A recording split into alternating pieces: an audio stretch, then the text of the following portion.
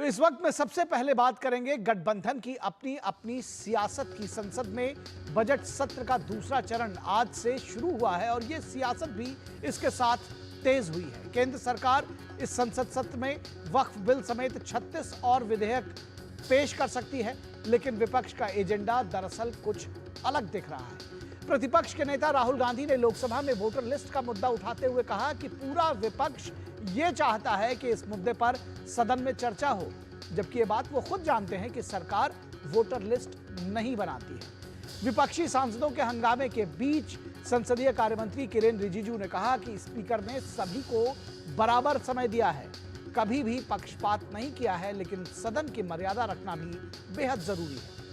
नई शिक्षा नीति और 3 भाषा को लेकर डीएमके सांसद से लेकर संसद से लेकर सड़क तक इसे बड़ा सियासी मुद्दा उन्होंने बनाया है। सीएम स्टालिन इसे हिंदी थोपने की साजिश बताते हैं।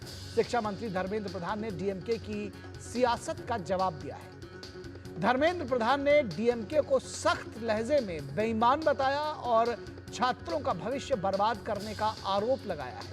प्रधान ने कहा कि डीएमके का एकमात्र काम भाषा की बाधाएं खड़ी करना है, वे सिर्फ शरारत कर रहे हैं। जानकार मानते हैं कि सरकार इस सत्र में वक्फ संशोधन विधेयक पारित करा सकती है। मंत्री किरेन रिजिजू ने कहा कि सरकार वक्फ बिल पारित कराना चाहती है क्योंकि इसमें मुस्लिम समुदाय के कई मुद्दों का हल सुनिश्चित होगा। तमिलनाडु में 3 भाषा के मुद्दे पर आज शिक्षा मंत्री धर्मेंद्र प्रधान ने कहा कि हाल ही में भारत सरकार ने तमिलनाडु सरकार से इस मुद्दे पर विस्तार से चर्चा की है। तमिलनाडु में पीएम श्री स्कूलों में केवल तमिल भाषा ही शिक्षा का माध्यम होगी।